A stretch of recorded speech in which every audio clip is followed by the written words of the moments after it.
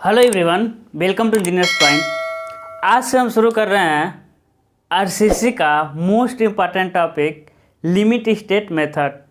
देखिएगा, हम शुरू से आप लोग जो वीडियो देखते होंगे उनको पता होगा आरसीसी को दो पार्ट में डिवाइड किया गया है। एक आपका वर्किंग स्ट्रेस मेथड, दूसरा आपका limit state method. Working stress method से आपका 10 नंबर का क्वेश्चन आता है और 40 नंबर आपको किससे करना रहेगा, आपका लिमिट स्टेट मेथड था। इसलिए हम कह रहे हैं कि आपका मोस्ट इंपॉर्टेंट टॉपिक चलेगा लिमिट स्टेट।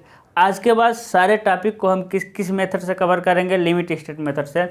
समझिएगा, यदि आप पीछे का वीडियो देखे हैं बहुत अच्छी बात है, यदि पीछे का वीडियो आप नहीं देखे हैं तब भी कोई टेंशन नहीं है, यहाँ से आपको सारी चीज़ें समझ आएगी, है ना। और यदि आप लोगों का सपोर्ट अच्छे से रहा तो आरसीसी का क्लास आज से रेगुलर आएगा और ऐसा क्लास आएगा कि वैसा क्लास आपको कहीं नहीं मिलेगा। ठीक है, चलिए समझिएगा।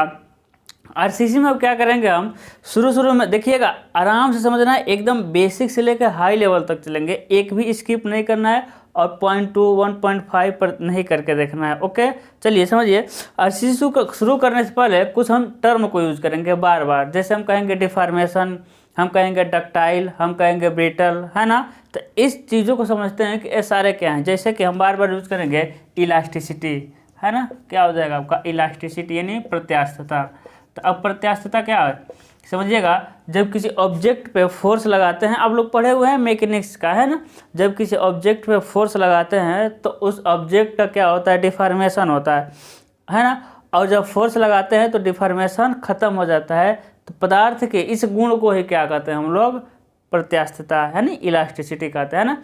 अब हम डिफॉर्मेशन कर रहे हैं तो डिफॉर्मेशन मतलब सिंपल सा समझना है, विकृति, है ना। और सबसे आरसीसी के सबसे पहले लेक्चर में बताया विकृति कितने प्रकार का होता है, दो प्रकार का होता है, नॉर्मल स्ट्रेन और शियर स्ट्रेन। ठीक है, तो देखिएगा एक एक शब्द में कंसेप्ट छुपा रहता है आरसीसी के, तो ध्यान से समझना है। जब किसी ऑब्जेक्ट पर फोर्स लगाते हैं तो उस ऑब्जेक्ट का डिफॉर्मेशन होता है, तो फोर्स हटाने पर उस ऑब्जेक्ट का डिफॉर्मेशन भी हट जाता है। तो पदार्थ के इस गुण को क्या कहते हैं, प्रत्यास्थता कहते हैं। दूसरा होता है आपका प्लास्टिसिटी। क्या होता है आपका प्लास्टिसिटी, प्लास्टिसिटी का हिंदी नहीं पता। जब किसी ऑब्जेक्ट पर फोर्स लगाते हैं तो ऑब्जेक्ट का डिफॉर्मेशन होता है तथा फोर्स हटाने के बाद डिफॉर्मेशन बना रहता है, तो पदार्थ के इस गुण को ही क्या कहते हैं, प्लास्टिसिटी, है ना। इसमें फोर्स हटा रहे थे तो डिफॉर्मेशन खत्म हो जा रहा था। इसमें क्या है, जब किसी ऑब्जेक्ट पर फोर्स लगाते हैं तो ऑब्जेक्ट का डिफॉर्मेशन होता है तथा फोर्स हटाने के बाद डिफॉर्मेशन बना रहता है, तो पदार्थ के इस गुण को क्या कहते हैं, हम लोग क्या कहते हैं, प्लास्टिसिटी कहते हैं। ये प्लास्टिसिटी दो प्रकार का होता है, एक होता है डक्टिलिटी, है, क्या होता है डक्टिलिटी, दूसरा होता है आपका मेलाबिलिटी, है ना। डक्टिलिटी का हिंदी होता है आपका तन्यता और इसका आघात वर्ध देख लीजिएगा, आघात वर्ध, है ना, हिंदी चेक कर लीजिएगा, है ना। तो डक्टिलिटी प्लास्टिसिटी कितने प्रकार के, दो प्रकार के, डक्टिलिटी और मेलाबिलिटी। अब डक्टिलिटी क्या होता है, जब किसी ऑब्जेक्ट पर टेंसाइल फोर्स लगा करके उसका परमानेंट डिफॉर्मेशन किया जाता है तो उसे कहते हैं हम लोग डक्टिलिटी। टेंसाइल फोर्स के अंतर्गत जब पदार्थ का परमानेंट डिफॉर्मेशन होगा तो उसे कहेंगे डक्टिलिटी। सबसे अधिक डक्टाइल मटेरियल कौन सा है, सोचिए सबसे अधिक डक्टाइल मटेरियल कौन सा है। औरतों का सबसे फेवरेट होता है सोना, है ना। सबसे अधिक डक्टाइल मटेरियल क्या होता है आपका, सोना। कहने का मतलब थोड़ा सा सोना रहेगा तो उस पर टेंसाइल फोर्स लगा के बहुत पतले तार के रूप में खींचा जा सकता है, आप लोग ऐसा सुने भी होंगे, है ना। अब मेलाबिलिटी क्या होता है, किसी ऑब्जेक्ट पर, है ना, किसी ऑब्जेक्ट पर कंप्रेसिव फोर्स लगा करके उस ऑब्जेक्ट को पतली चादर के रूप में बदलने की प्रक्रिया को क्या कहते हैं, मेलाबिलिटी कहते हैं। ठीक है, डक्टिलिटी में टेंसाइल फोर्स लगा रहे थे और मेलाबिलिटी में कंप्रेसिव फोर्स लगा रहे हैं। ओके, अब समझते हैं। अगला आता है मेरा, अगला क्या आ जाएगा, ब्रिटल, है ना। क्या आ जाएगा आपका, ब्रिटल आ जाएगा। जब किसी मटेरियल, जैसे ब्रिटल मतलब क्या हो गया, जैसे कांच, है ना, कांच शीशा वाला, जब उसको फोर्स लगाएंगे तो वो देखिए वो डिफॉर्मेशन, उसमें विकृति नहीं होगी, क्या हो जाएगी, टूट जाएगी। तो इसका डिफिनीशन यही हो जाएगा, जब किसी मटेरियल पर फोर्स लगाते हैं तो वह मटेरियल बिना परमानेंट डिफॉर्मेशन दिए ब्रेक कर जाता है। तो पदार्थ के मटेरियल की प्रॉपर्टी को ही क्या कहते हैं हम लोग, ब्रिटल। जब किसी ऑब्जेक्ट पर फोर्स लगाते हैं तो वो ऑब्जेक्ट बिना परमानेंट डिफॉर्मेशन दिए ब्रेक कर जाता है। तो इस गुण को क्या कहते हैं हम लोग? ब्रिटल कहते हैं, भंगुर कहते हैं, है ना, क्या कहते हैं इसे? भंगुर कहते हैं। और समझिएगा इसका ब्रिटल का एक और होता है, यदि इसका प्लास्टिक डिफॉर्मेशन, है ना, यदि किसी मटेरियल का प्लास्टिक डिफॉर्मेशन 5% से कम होता है ना, यदि किसी मटेरियल का प्लास्टिक डिफॉर्मेशन, अब देखिए आपको पता होना चाहिए प्लास्टिक मतलब परमानेंट, डिफॉर्मेशन मतलब विकृति, है ना। यदि किसी मटेरियल का प्लास्टिक डिफॉर्मेशन 5% से कम होता है तो उसे हम कहेंगे कि ब्रिटल मटेरियल। 5% से कम मटेरियल हो, 5% से कम डिफॉर्मेशन होता है। और यदि किसी मटेरियल का प्लास्टिक डिफॉर्मेशन 5% से अधिक होता है तो उसे कहेंगे कि यह मटेरियल या तो डक्टाइल है या फिर मेलाबिलिटी है। ठीक है ना। चलिए आगे देखते हैं। अगला आता है टॉपिक आपका सुरक्षा गुणांक। ठीक है, क्या आएगा आपका? सुरक्षा गुणांक। तो सुरक्षा गुणांक क्या होता है? जैसे समझिएगा सुरक्षा गुणांक यानी फैक्टर ऑफ सेफ्टी, है ना, सेफ्टी। इसे हम हर जगह FOS लिख देंगे, है ना। लेकिन लिमिट स्टेट में किसका यूज करते हैं? पार्शियली फैक्टर ऑफ सेफ्टी, है ना, पार्शियली। अभी देखिएगा फैक्टर ऑफ सेफ्टी यूज करते थे पीछे के टॉपिक, मतलब वर्किंग स्ट्रेस मेथड में क्या करते हैं हम? फैक्टर ऑफ सेफ्टी का यूज करते हैं, सुरक्षा गुणांक का। लेकिन हम इस वाले लिमिट स्टेट मेथड में किस टर्म का यूज करेंगे? आंशिक सुरक्षा गुणांक। ठीक है। अब सुरक्षा गुणांक कुछ नहीं होता, हम बता चुके हैं आपको, पहले बता चुके हैं कि यदि आपको आपके घर से क्या होता है, आपके घर से रेलवे स्टेशन, है ना, कहाँ जाना है आपको? Railway station. यदि आपके घर से रेलवे स्टेशन जाना है, आपको घर से रेलवे स्टेशन जाने में करेक्ट कितना मिनट लगता है? 10 मिनट लगता है। कितना लगता है आपका? 10 मिनट लगता है। और आपका ट्रेन है 8 बजे। ट्रेन कितना है मेरे भाई? 8 बजे ट्रेन है। तो बताइए क्या आप 7:50 पर निकलेंगे? तो कहेंगे नहीं सर, यदि हम 7:50 पर निकलते हैं तो थोड़ा भी यहाँ दिक्कत हुआ ना, हो सके जाम लग जाए या आप साइकिल से जा रहे हैं चैन उतर जाए, है ना, थोड़ा भी लेट हो गया ट्रेन छूट जाएगा कि नहीं छूट जाएगा? अब ये नहीं सोचना है गधा कि ट्रेन लेट हो जाएगी, ऐसा नहीं सोचना है। ठीक है। तो दिख रहे हैं यहाँ ना सुरक्षा गुणांक क्या है कि आप 7:50 है, मतलब कि 10 मिनट लगता है, लेकिन आप कितने बजे चल देंगे? 7:40 पे ही चल देंगे, 45 मिनट, यानी कुछ देर क्या चलेंगे? पहले चलेंगे। क्यों? उतना मार्जिन लेके चलते हैं कि भविष्य में यानी फ्यूचर में हमको जाते समय कोई दिक्कत हुआ तो कम से कम 5 मिनट मेरे पास एक्स्ट्रा रहेगा, है ना, जो भी रहे। ठीक है। दूसरा फेवरेट एग्जाम्पल क्या है कि भाई जब आपका शादी होगा तो आप लड़की वाले से क्या कहेंगे? हम 400 बाराती को लेके आएंगे। तो क्या लड़की वाले 400 लोगों के लिए खाना बनाते हैं? नहीं। कितने लोगों के लिए बनाते हैं? वो 500 लोगों के लिए बनाएंगे, है ना। तो वहाँ सुरक्षा को ध्यान रखा जाता है कि भाई सिविल इंजीनियर हो सकता है अपन बारात लेके आ रहा है तो 2-4 को जो फर्जी दोस्त होते हैं उनको भी लेते आए। तो 400 को बारात लेके जाना था, यदि आप 400 के लिए खाना बना दीजिए तो बताइए हो सकता है घट जाए, हो सकता है। इसलिए अब 450 का, 500 का, 600 का तो इमर्जिंग लेके बनाया था अपने सुविधा के लिए कि भाई फ्यूचर को देखते हुए। ठीक है। तो यही कंसेप्ट है सुरक्षा गुणांक का। सुरक्षा गुणांक का, है ना, यही कंसेप्ट है। और आंशिक सुरक्षा गुणांक किसके लिए? अभी सारी चीज़ें आपको धीरे धीरे समझ आ जाएगी। आंशिक सुरक्षा गुणांक किसके लिए? कंक्रीट के लिए। कंक्रीट के लिए कितना लिया जाता है? 1.5। और स्टील के लिए कितना लिया जाता है आपका? 1.15, है ना। देखिएगा सुरक्षा गुणांक वर्किंग स्ट्रेस मेथड में सुरक्षा गुणांक हमको बहुत अच्छे समझाए थे, इसका यूज़ क्या होता है। सुरक्षा गुणांक कंक्रीट के लिए कितना लिया जाता है? कंक्रीट के लिए 3 लिया जाता है। और स्टील के लिए कितना लिया जाता है? स्टील के लिए 1 लिया जाता है। चलिए एक बार और इसको हम डिटेल से समझाते हैं कि सुरक्षा गुणांक का हम यूज़ कहाँ करते हैं। ठीक है। हाँ, जैसे देखिएगा, है ना, जैसे देखिएगा, या फिर चलिए इसको हम बाद में समझाएंगे। चलिए ठीक है। सुरक्षा गुणांक को हम कहाँ समझाएंगे, थोड़ा सा रुक करके समझाते हैं, कुछ टॉपिक को पढ़ लेते हैं। आज कुछ टॉपिक पढ़ते हैं, अगले वीडियो में सुरक्षा गुणांक को ज़्यादा फोकस करते हैं। ठीक है। अभी आप बस इतना समझिए, कंक्रीट के लिए सुरक्षा गुणांक कितना होगा आपका? 3। और स्टील के लिए सुरक्षा गुणांक कितना होता है आपका? 1.15। ठीक है। हाँ चलिए, है ना। अब समझिएगा, चलिए बता ही दे रहे हैं। जैसे देखिएगा सुरक्षा गुणांक का यूज क्या होता है आपका, समझिए। जैसे कि M20 ग्रेड का क्या है आपका, M20 ग्रेड का आपका कंक्रीट है, ठीक है।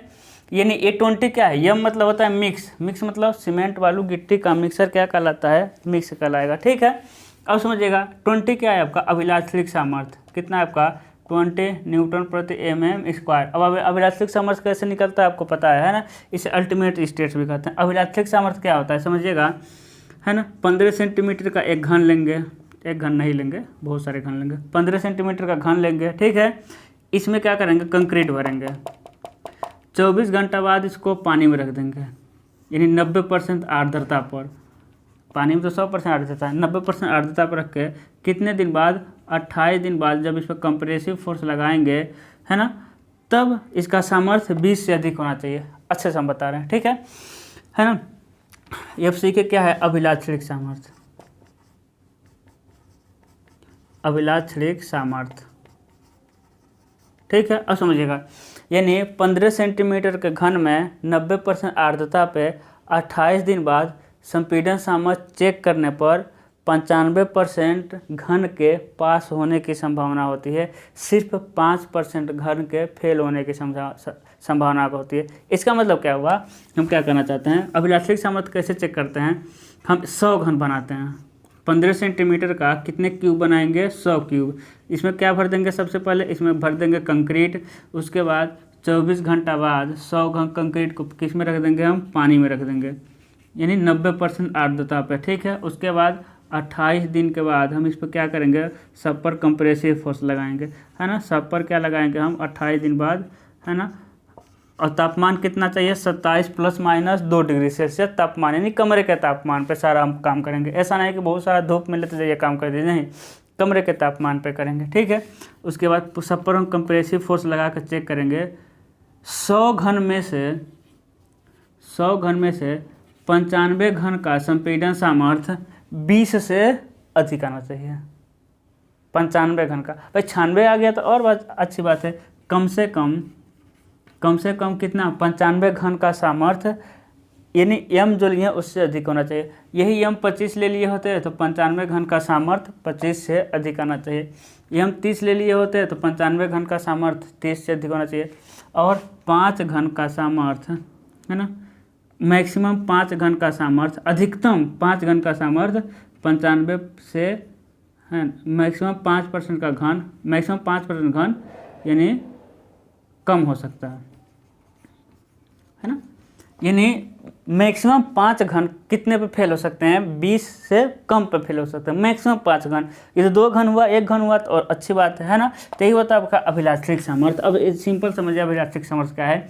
15 सेंटीमीटर के घन के 90% आर्द्रता पर 27 ± 2 डिग्री सेल्सियस पर 28 दिन बाद संपीड़न सामर्थ्य चेक करने पर कम से कम 95 घन पास होने चाहिए। अब 96 हो गया तो और अच्छी बात है ना। ये होता है आपका अभिलाक्षणिक सामर्थ्य, ठीक है। अब देखिएगा, लेकिन जब आप साइट पे काम करेंगे, समझिएगा सुरक्षा गुणांक का यूज़ क्या होता है। लेकिन जब आप साइट पे काम करेंगे तो क्या आप 90% आर्द्रता रख पाएंगे, पानी में रख पाएंगे स्ट्रक्चर को। आपका स्ट्रक्चर देखते हैं, जो रूम बनेगा, कहीं का रूम ठंडी में बनेगा, कहीं का गर्मी में बनेगा, तो क्या अपने रूम में को मतलब कि क्या कंक्रीट को 95% आर्द्रता रख पाएंगे आप, नहीं रख पाएंगे। क्या 27 डिग्री सेल्सियस तापमान रख पाएंगे, नहीं रख पाएंगे। क्या सारा क्वालिटी कंट्रोल कर पाएंगे, जैसे कि जितना क्वालिटी कंट्रोल, देखिएगा हम अभिलाक्षणिक सामर्थ्य क्या है, M20 ग्रेड का अभिलाक्षणिक सामर्थ्य क्या है, जैसे कि M20 ग्रेड का जैसे कि क्या 15 सेंटीमीटर घन में 27 ± 2 डिग्री सेल्सियस, है ना, 90% आर्द्रता 28 दिन के बाद, है ना, मिलेगा आपको घन का सामर्थ्य, चेक करेंगे। लेकिन साइट पे काम करने पर न टेम्परेचर कंट्रोल कर पाएंगे आप, नहीं आपके कंट्रोल में आर्द्रता रहेगा इतना 90%, न 27 डिग्री सेल्सियस तापमान रहेगा। और बहुत सारी गलती हो सकता है, जैसे लेबर भाई कंक्रीट बिछाएगा तो हो सकता है ऊपर से ही पटक दे। जब आप पानी मिलाएंगे सीमेंट बालू गिट्टी में, हो सकता है ज़्यादा पानी मिल जाए, हो सकता है कम पानी मिले, हो सकता है सीमेंट आपका गड़बड़ हो सकता है गिट्टी कमज़ोर हो, बहुत सारी पॉसिबिलिटी होती हैं। तो इसीलिए क्या किया जाता है, इसके सामर्थ्य को सुरक्षा गुणांक से क्या देते हैं, भाग देते हैं। जैसे कि है ना, तो हम मानेंगे कि जो मेरा कंक्रीट है वो कितना लेगा, वो कितना लोड लेगा, समझिएगा वो कितना लोड लेगा, 20 में भाग दे देंगे हम 1.5 से, क्योंकि कंक्रीट का सुरक्षा गुणांक, आंशिक सुरक्षा गुणांक 1.5। समझ रहे हैं। यानी अब कितना हो जाएगा, एग्जाम्पल समझिए, बस 20 में भाग दे देंगे हम 1.5 से, बस अब अभी यानी 13 कहेंगे हम, 13.33 न्यूटन प्रति मीटर स्क्वायर लोड वहन करेगा। अभी और कम करेंगे, बस आप सिंपल से हम आपको समझा रहे हैं कि ये कितना लोड वहन कर सकता है, 20। लेकिन हम जानते हैं हम काम करेंगे तो ये 20 किलो M20 ग्रेड के लिए 20 तो आपका लैब में निकाले हैं तब सामर्थ्य मिला है ना, तो उतना क्वालिटी कंट्रोल आप नहीं दे पाएंगे। तो हम क्या मानेंगे कि मेरा जो स्ट्रक्चर है वो कितना लोड वहन करेगा कंक्रीट का, 13 न्यूटन का 1 mm स्क्वायर पे। अभी इसमें भी कम करेंगे, अभी अगला जब हम पढ़ेंगे stress strain curve for concrete के लिए, तो वहाँ ज़्यादा समझ आ जाएगा आपको। समझ रहे हैं बात को, समझ रहे हैं ना। अब समझिएगा, उसको स्टील का मान लीजिए, स्टील का FI 250 है, FI 415 है ना। अब स्टील जब लगाएंगे तो स्टील को बनाना बहुत, मतलब आपके हाथ में तो नहीं रहता स्टील बनाना, स्टील तो कंपनी से बन के आता है। तो क्या करेंगे, स्टील को काटेंगे, बांधेंगे, जोड़ेंगे, तो उसमें कुछ कमी हो सकती है ना। तो स्टील को भी क्या करते हैं भाई, FI 415 है तो 415 में किससे भाग दे देंगे हम, 1.15 से, है ना। अभी जस्ट समझिए क्यों लगा रहे हैं, अभी हम एक्चुअल कुछ नहीं कर रहे हैं, ठीक है। 1.15 से देंगे क्योंकि स्टील का आंशिक सुरक्षा गुणांक 1.5 यानी 360 न्यूटन प्रति mm स्क्वायर। ये ले तो सकता था 415, लेकिन हो सकता है क्वालिटी कंट्रोल में मेरे कुछ कमी हो, यानी बांधने, काटने, छड़ को लाने ले जाने में कोई मुड़ गया हो। मानेंगे हमें कितना लोड वहन करेगा, 360 किलो न्यूटन का। यानी सुरक्षा गुणांक से क्या होता है, हम मानते हैं कि मेरा मेंबर कम लोड लेगा, एक्चुअल में तो अधिक ले रहा है, लेकिन उसके सामर्थ्य को हम घटा करना ज्ञात करते हैं, ठीक है। हम फ्लाइट मोड में डाल दें, नहीं तो क्या होगा कि किसी का फ़ोन आ जाएगा, बहुत याद करने वाले हैं लोग हमको। हाँ, समझ रहे हैं।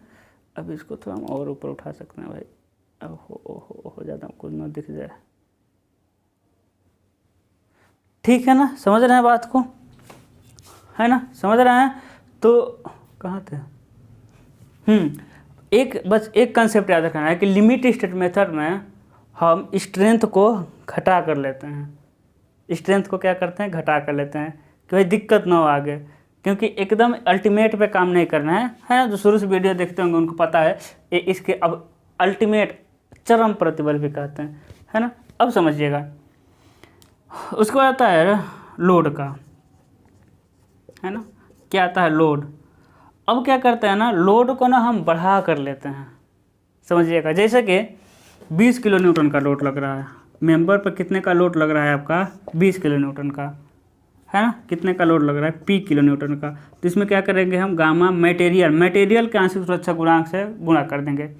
यानी हमेशा मान लीजिए 20 किलो न्यूटन का लोड लग रहा है, तो हम मान लेंगे हमेशा 1.5 से ही गुणा करते हैं। लोड में देखिए फिक्स नहीं होता है लोड, जैसे कि live load, dead load, earthquake load, wind load के अनुसार चेंज होता रहता है।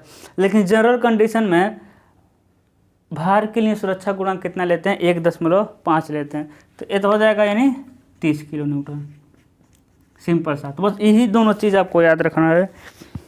क्या याद रखना है कि कंक्रीट के लिए आंशिक सुरक्षा गुणांक 1.5, स्टील के लिए आंशिक सुरक्षा गुणांक 1.15 और लोड के लिए सुरक्षा गुणांक 1.5। दूसरा क्या याद रखना है कि लिमिट स्टेट मेथड में हम मेंबर के स्ट्रेंथ को घटा कर देखते हैं, मेंबर की स्ट्रेंथ को हम घटा देते हैं और लोड को बढ़ा देते हैं। इससे फ़ायदा क्या है समझिएगा। इसे जब हम आगे जब आप डिज़ाइन करेंगे तो आपको समझ आएगा, है ना, कि आपका मेंबर समझिएगा, आपका मेंबर है एक कितना, समझिएगा आपका मेंबर है ना, एक कितना है M20 का, एक कितना का लोड ले सकता है, 20 का माना, है ना, माना एक 20 का ले सकता है, लेकिन हम मानेंगे एक कितना लोड ले सकता है, 15 न्यूटन प्रति mm स्क्वायर। पहली बात। दूसरी बात है कि इस पर लोड कितना लग रहा है, इस पर लोड लगेगा 10 किलो न्यूटन का, लेकिन हम मानेंगे कि इस पे लोड कितने का लग रहा है आपका 15 किलो न्यूटन का। अभी हम देख लेंगे कितना कितना बढ़ाना है। देखिए अब इससे फ़ायदा क्या होगा कि 15 दिखाई दे रहा है, ठीक है चलिए समझिए। अब इससे क्या होगा, आपका मेंबर का स्ट्रेंथ बढ़ जाएगा। कैसे, देखिए ये 20 का लेगा लेकिन अब मान रहे हैं कि 15 का लेगा, है ना। तो इसके लिए क्या करना पड़ेगा, है ना। अब समझिए आ रहा है 15 किलो न्यूटन, आ रहा है 10 किलो न्यूटन और लगा देंगे आप 15 किलो न्यूटन।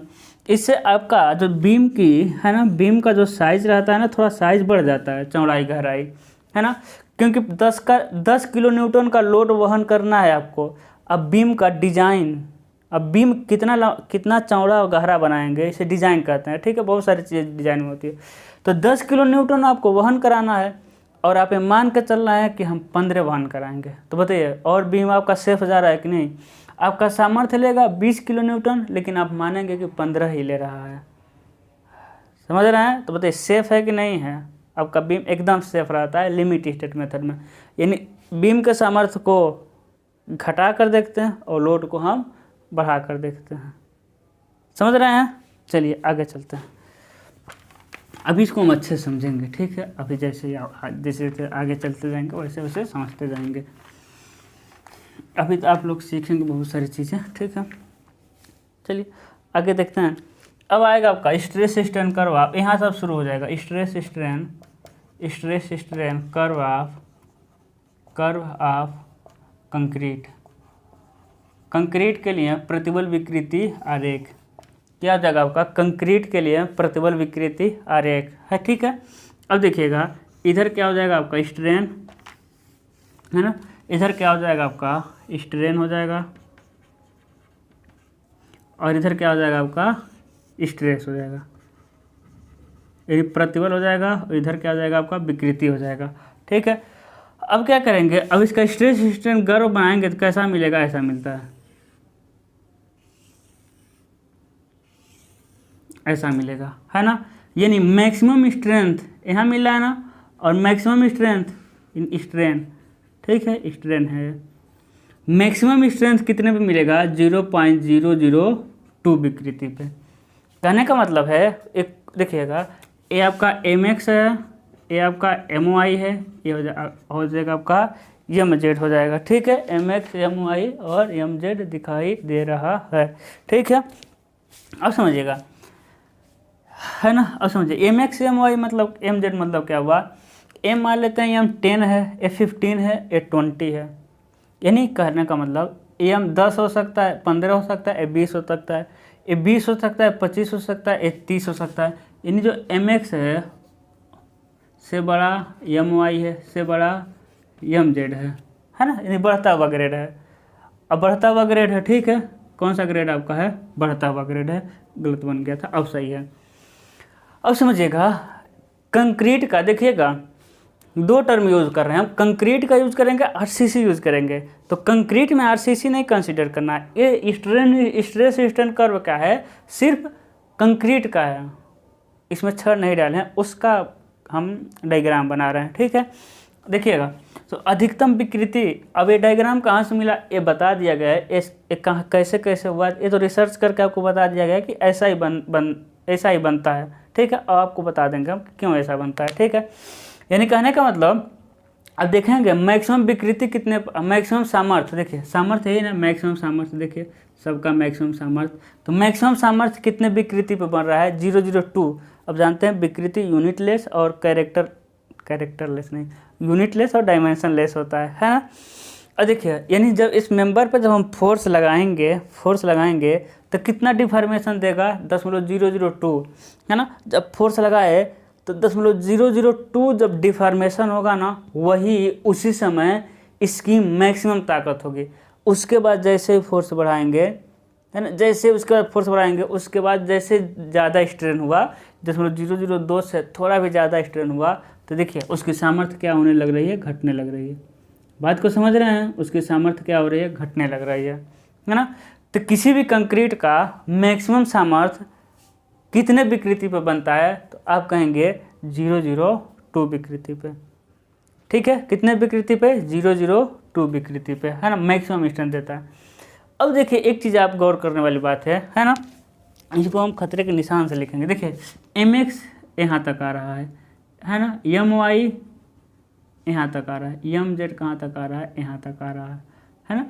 ये नहीं, ग्रेड बढ़ने से क्या होता है ना, देखिए ग्रेड बढ़ने से देखिएगा, जो ग्रेड है ना, ग्रेड के बढ़ने से स्ट्रेंथ क्या होता है, स्ट्रेंथ क्या होता है आपका, बढ़ जाता है। स्ट्रेंथ क्या होता है, बढ़ जाता है ना। हार्डनेस भी क्या होता है आपका, हार्डनेस हो जाता है, बढ़ जाता है ग्रेड बढ़ने से। उसके बाद होगा ब्रिटलनेस, ब्रिटलनेस क्या हो जाएगा आपका, बढ़ता जाएगा, देखिए ग्रेड बढ़ने से। लेकिन डक्टिलिटी, हम कहे थे ना बार बार यूज करेंगे, डक्टिलिटी का मान क्या होता जाता है मेरे भाई, घटता जाता है। देखिए mx my mz, जैसे ग्रेड बढ़ा, अब जानते हैं m10 से मजबूत m15 होगा, उससे मजबूत m20 होगा, तो स्ट्रेंथ, ग्रेड बढ़ रहा है तो स्ट्रेंथ बढ़ गया। अब जानते हैं कि जैसे ग्रेड बढ़ेगा उतना हार्ड होता जाएगा, क्योंकि सीमेंट उसमें ज़्यादा रहेगा तो हार्डनेस भी बढ़ जाएगा, ठीक है। उसके बाद ब्रिटलनेस बढ़ जाएगा, इसको भी समझा दे रहे हैं। लेकिन डक्टिलिटी कम हो जाएगा। डक्टिलिटी कम मतलब उसका डिफॉर्मेशन, डक्टिलिटी मतलब डिफॉर्मेशन, हम बता रहे थे ना, डक्टिलिटी मतलब क्या होगा कि तनन बल के अंतर्गत डिफॉर्मेशन, है ना। तो डिफॉर्मेशन क्या होता जाएगा, घटता जाएगा, यानी स्ट्रेन, डिफॉर्मेशन मतलब स्ट्रेन घटता जाएगा। देखिए यम एक्स का डिफॉर्मेशन यहाँ तक आया, यानी यहाँ से लेके यहाँ, my का यहाँ से लेके यहाँ, mz का, देखिए डिफॉर्मेशन क्या होता जा रहा है, घटता जा रहा है। यानी जब कंक्रीट का ग्रेड बढ़ाएंगे तो वो ज़्यादा डिफॉर्मेशन नहीं दे पाएगा, और क्या हो जाएगा, ब्रिटल, यानी ब्रिटलनेस उसके अंदर आता रहेगा। तो वही कह रहे हैं, ग्रेड बढ़ाने से ब्रिटलनेस बढ़ता है, डक्टिलिटी कम होता है, इसलिए क्योंकि डक्टिलिटी ब्रिटलनेस एक दूसरे का अपोजिट होते हैं, है ना। तो वही समझिएगा कि कंक्रीट का ग्रेड बढ़ाने से डक्टिलिटी क्या होता जाता है, कम हो जाता है। जितना ग्रेड बढ़ाएंगे उतना ही डिफॉर्मेशन कम देगा, सिंपल सा, उतना ये कम मुड़ेगा, कम स्ट्रेन देगा। क्लियर हो रहा है बात, एक फिगर से, ठीक है। तो देखिए यहाँ से फिर घटा, फिर घटा, mx my mz।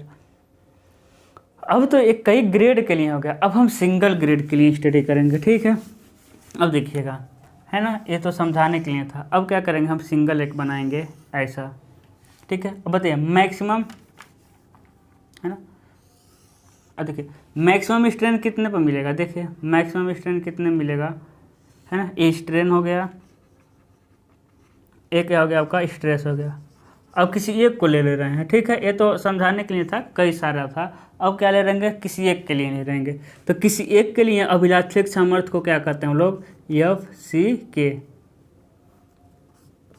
क्या कहते हैं, FCK कहते हैं, अभिलाक्षिक सामर्थ्य, ठीक है। FCK जो आपका कहाँ मिला था, आपका लैब में मिला था, सारा सुविधा, क्वालिटी कंट्रोल सारा था। लेकिन हम जानते हैं जितना क्वालिटी कंट्रोल आप लैब में रख पाएंगे उतना क्वालिटी कंट्रोल आप अपने साइट पे नहीं रख पाएंगे। तो बताइए इसके सामर्थ्य को जब हम साइट पे बनाएंगे तो कुछ कम करके लेंगे कि नहीं। हम यही चीज़ कर रहे हैं, लैब में सारा क्वालिटी कंट्रोल है, 27 ± 2 डिग्री सेल्सियस तापमान है, 90% आर्द्रता है। उसके बाद गिट्टी ओरिजिनल लगेगा, क्योंकि लैब में चेक कर रहे हैं, उसको अच्छे से कंपैक्ट करेंगे, उसको अच्छे से रखेंगे। सीमेंट अच्छे क्वालिटी का होगा, जितना चाहिए उतना ही डालेंगे। सैंड अच्छी क्वालिटी का होगा। क्या सारा सुविधा हम अपने साइट पे दे पाएंगे? आप कहेंगे नहीं। तो क्या जितना क्वालिटी कंट्रोल मतलब जितना स्ट्रेंथ लैब में मिलेगा क्या उतना स्ट्रेंथ हमको अपने साइट पे मिलेगा? तो आपका जवाब होगा सर नहीं, कुछ न कुछ अंतर होगा। ठीक है, तो इसे कहते हैं हम लोग कैरेक्टरिस्टिक्स स्ट्रेंथ, यानी अब कैरेक्टर, पहले ये दिखाई दे रहा है कि नहीं, कैरेक्टरिस्टिक्स देख लें। हाँ दिखाई दे रहा है, अभी थोड़ा और भी लिख सकते हैं। क्या हो जाएगा आपका कैरेक्टरिस्टिक्स स्ट्रेंथ। एफसी का क्या है? Character statistic strength. इंग्लिश देख लीजिएगा आप लोग स्पेलिंग, यानी अभिलाक्षिक सामर्थ्य। क्या जितना विलायक सामर्थ्य है उतना ही हमको साइट पर सामर्थ्य मिलेगा? नहीं, है ना। तो क्या करेंगे, इसमें स्ट्रेस है, ध्यान रखिएगा स्ट्रेस है ना। तो क्या करेंगे, इसमें हम भाग दे देंगे एफ सी के में भाग दे देंगे 1.5 से, तो आ जाएगा आपका 0.67, कितना आ जाएगा 0.67 एफ सी के। ठीक है, तो देखिए कुछ क्या मिलेगा आपको, साइड पे सामर्थ्य क्या मिलेगा, कुछ कम मिलेगा। इसे कहते हैं हम लोग structural stress, strength, STRUCTURL, strength, यानी जो आप संरचना बनाएंगे उसकी सामर्थ्य। कैरेक्टरिस्टिक स्ट्रेंथ यानी अभिलाक्षिक सामर्थ्य जो लैब में मिला था। स्ट्रक्चरल स्ट्रेंथ यानी संरचना का सामर्थ्य जो आप साइट पे बनाएंगे। लेकिन हम क्या कर रहे थे, आपको इस साइट पे इतना सामर्थ्य मिलेगा, लेकिन बताइए हम अभी पीछे क्या बताएं, हम सामर्थ्य को क्या लेंगे, घटा कर लेंगे। बताएं कि नहीं बताएं? सामर्थ्य को जितना सामर्थ्य है उतने सामर्थ्य हम वर्क नहीं करते हैं, उस सामर्थ्य को क्या करते हैं, घटा देते हैं। अभी जो हम सामर्थ्य को घटाएं, ये सामर्थ्य नहीं घटा है, ये तो क्वालिटी कंट्रोल के कारण साइट पे इतना हमको सामर्थ्य मिलेगा ही मिलेगा। ये तो क्वालिटी कंट्रोल के कारण हम सामर्थ्य घटाए हैं, लेकिन हमको सामर्थ्य को सुरक्षा गुणांक से भाग देकर कुछ कम करके लेना पड़ेगा। अब कितना लेंगे, 1.5 इसमें भाग दे देंगे। ठीक है, कितने भाग दे देंगे इसमें, फिर 0.67 एफ सी के में एफ सी के भाग दे देंगे 1.5 से, तो आ जाएगा 0.45 एफ सी के। इसे कहते हैं हम लोग डिजाइन स्ट्रेंथ। ठीक है, दिखाई दे रहा है। इसे क्या कहते हैं हम, डिजाइन स्ट्रेंथ। हाँ सही है, थोड़ा सा कंजूसी कर रहे हैं, जगह नहीं है मेरे पास। तो एक क्या हो जाएगा आपका, डिजाइन स्ट्रेंथ। देखिएगा सबसे पहले उसके अंदर हम रेट चला दे रहे हैं। सबसे पहले आ जाएगा आपका स्ट्रक्चरल स्ट्रेंथ, नहीं कैरेक्टरिस्टिक स्ट्रेंथ एफ सी के, है ना। उसके बाद क्या मिला, स्ट्रक्चरल स्ट्रेंथ 0.67 एफ सी के। उसके बाद मिला आपका डिजाइन स्ट्रेंथ 0.45 एफ सी के, है ना। ये सब जो मिल रहा है मैक्सिमम स्ट्रेंथ कितने विकृति पे मिल रहा है, तो आप कहेंगे 0.02 विकृति पे। इसके बाद विकृति आएगा तो आपका स्ट्रेंथ क्या होने लगेगा, कम होने लगेगा। लेकिन IS कोड के अनुसार हम इसके बाद का हम स्ट्रेंथ कम नहीं करते हैं, हम स्ट्रेंथ को कम नहीं करते हैं। क्या करते हैं हम, यहाँ से हम सीधा मान लेते हैं। क्या कर देंगे, सीधा। IS कोड के अनुसार मैक्सिमम कितना विकृति आएगा, 0.0035। कितना विकृति आएगा, क्योंकि कम नहीं होने देंगे स्ट्रेंथ को हम, यानी आपका मैक्सिमम स्ट्रेंथ कितने विकृति पर मिलेगा, 0.035। एजम्पशन है, ऐसा मान लिया गया, ऐसा होता नहीं। अभी आप देखे थे ओरिजिनल में क्या होता है कि इसके बाद जाएंगे तो उसका सामर्थ्य घटेगा, लेकिन हम मान लेते हैं कि सेफ रहेगा, नहीं घटेगा। ठीक है ना। तो देखिए डिजाइन स्ट्रेस, अब बताइए क्लियर हो रहा है कि नहीं कुछ। यही RCC का बेसिक चीज़ है। ठीक है, यहाँ जो कम किए हैं वो क्वालिटी कंट्रोल के कारण कम किए हैं, और यहाँ जो आंशिक सुरक्षा गुणांक था उसको भाग दे करके, है ना, क्या किए हैं, कम किए हैं, क्योंकि लोड को मतलब सामर्थ्य को हम घटा कर लेते हैं। आगे बढ़े, यस सर, बढ़िए। चलिए अब हम क्या निकालेंगे, स्ट्रेस कर्व फॉर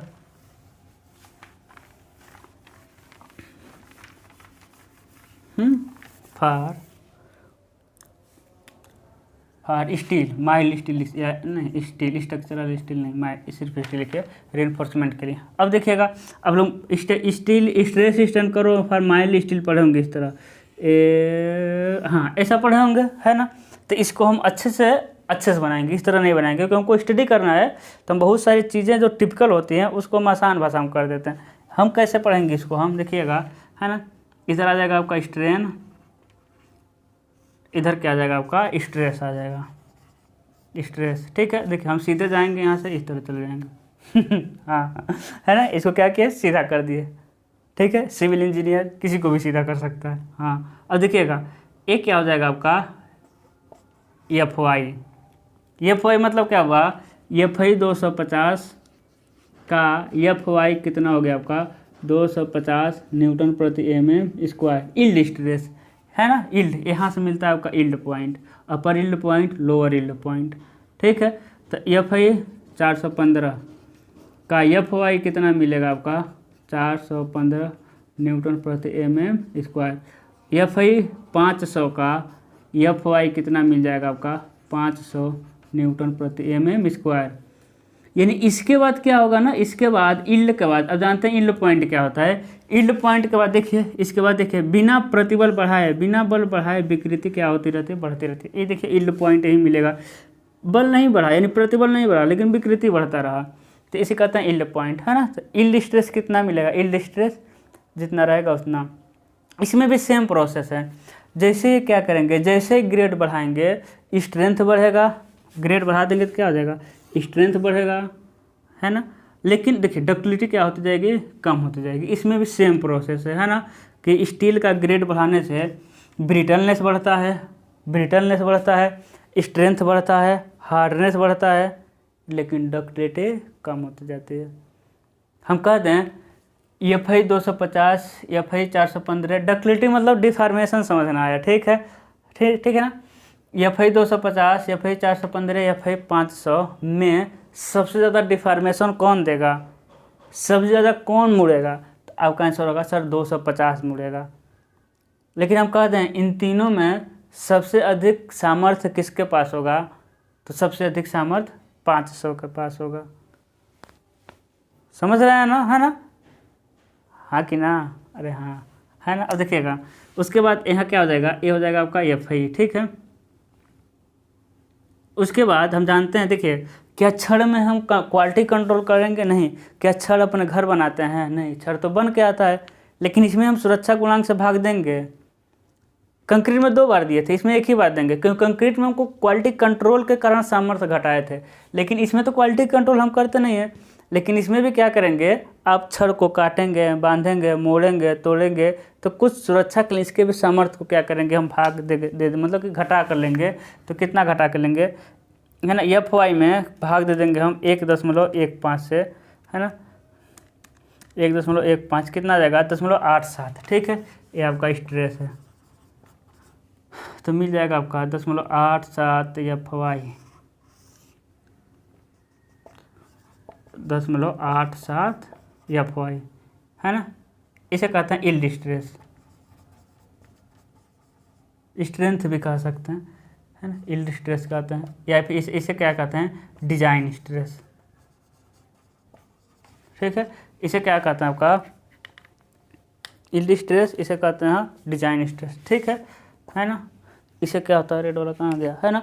तो इल्ड स्ट्रेस का मान कितना है, इल्ड स्ट्रेस एफ वाई और डिजाइन स्ट्रेस 0.87 एफ वाई, है ना। तो इसमें बस हम सामर्थ्य को घटा के लिए हैं, इसमें क्वालिटी कंट्रोल नहीं करना था हमको। तो देखिए दोबारा भाग नहीं दिए इसमें, क्लियर है ना।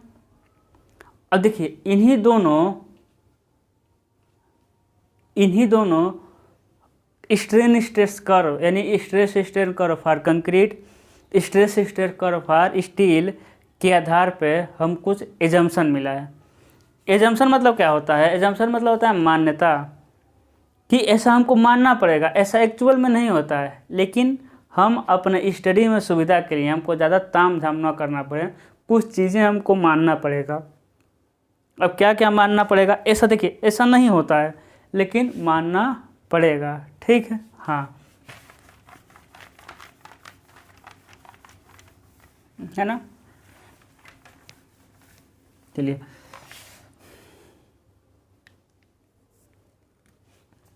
लिखेंगे एजम्पशन फॉर कंक्रीट सेक्शन, यानी कंक्रीट खंड के लिए क्या करना है आपको, कंक्रीट खंड के लिए क्या करना पड़ेगा आपको, इसको करते हैं आप, क्योंकि कैलकुलेट करना नहीं है अभी, ठीक है। तो कंक्रीट खंड के लिए क्या करना पड़ेगा आपको, कुछ मान्यता मानना पड़ेगा, ठीक है। जैसे कि आप पीछे कुछ मान्यता आप पीछे पढ़े हुए हैं, ठीक है, और कुछ मान्यता आप पढ़ लेंगे, ठीक है। जैसे कि कोई भी अनुप्रस्थ काट जो नमन से पहले समतल है, नमन के बाद भी समतल होगी, अर्थात उसके ऊपरी तथा निचली रेशों में विकृति बल शून्य रेखा यानी न्यूट्रल एक्सिस से दूरी के समानुपाती होता है। पहला एजम्पशन नोट्स मिल जाएगा, और कोई मेरे भाई बनाते होंगे, और अच्छी बात है, हमको तो नहीं लग रहा है कि मतलब नोट्स बना पाएंगे, क्योंकि हम बहुत अच्छे से नोट आपको देंगे, है ना। तो यदि कोई अनुप्रस्थ काट, पहला एजम्पशन क्या है, यदि कोई अनुप्रस्थ काट नमन से पहले समतल है तो नमन के बाद भी समतल रहेगा। अनुप्रस्थ काट देखिए कहने का मतलब किसी बीम की अनुप्रस्थ काट, इसकी बात हो रही है। प्लेन है कि नहीं, प्लेन है, प्लेन है तो बेंडिंग के बाद भी क्या रहेगा, वो प्लेन ही रहेगा। बेंड हो गया तो क्या रहेगा, अनुप्रस्थ काट प्लेन ही रहेगा। अर्थात उसके बल शून्य, अर्थात उसके ऊपरी तथा निचले सिरों पर विकृति, या रेशो पर लिख सकते हैं, अर्थात उसके ऊपरी तथा निचली सिरों पर विकृति न्यूट्रल एक्सिस से दूरी के समानुपाती होता है, पहला एजम्पशन। दूसरा एजम्पशन है पूरा टेंसाइल फोर्स स्टील वहन करता है तथा कंक्रीट को उससे फ्री माना जाता है। इसको समझिए, है ना। अब देखिएगा एक क्या है आपका, एक क्या है आपका बीम है, ठीक है। नीचे क्या डालते हैं, छड़ डालते हैं। नीचे क्यों छड़, क्योंकि जब बीम बेंड करता है, जब बीम बेंड करता है तो नीचे क्या आता है आपका, टेंसाइल फोर्स। नीचे क्या आता है, टेंसाइल फोर्स। ऊपर क्या आता है, कंप्रेशन फोर्स। ऊपर कंप्रेशन, नीचे टेंसाइल। अब जानते हैं आप, क्या दुनिया जानती है कि जो कंक्रीट है ना, वो कंप्रेशन में मजबूत होता है तथा टेंशन में कमज़ोर होता है। कंक्रीट जो है कंप्रेशन में मजबूत तथा टेंशन में कमज़ोर होता है।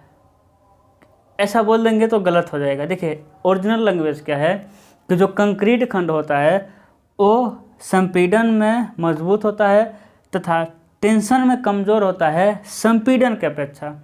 जब कंपेयर करते हैं हम यानी टेंसाइल स्ट्रेंथ को जब कंपेयर करेंगे कंप्रेसिव स्ट्रेंथ से, तब कमज़ोर होता है। ऐसा थोड़ी टेंसाइल स्ट्रेंथ इतना कमज़ोर है कि मतलब कि आपको पता चल जा रहा है कि हाथ से खींच के तोड़ देंगे, ठीक, ऐसा नहीं है। कंक्रीट का तनन सामर्थ्य संपीड़न सामर्थ्य की अपेक्षा कमज़ोर होता है।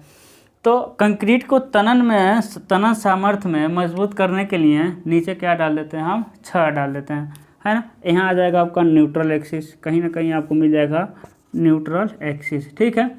तो देखिए टेंसाइल फोर्स नीचे आ रहा है, यानी कौन वहन करेगा, स्टील।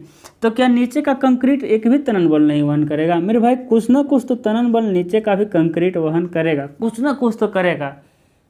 लेकिन हम ये मान के चल रहे हैं कि नीचे का तनन बल कंक्रीट वहन ही नहीं करेगा, यानी पूरा तनन बल स्टील वहन करेगा तथा कंक्रीट को इससे फ्री माना जाएगा, ठीक है ना।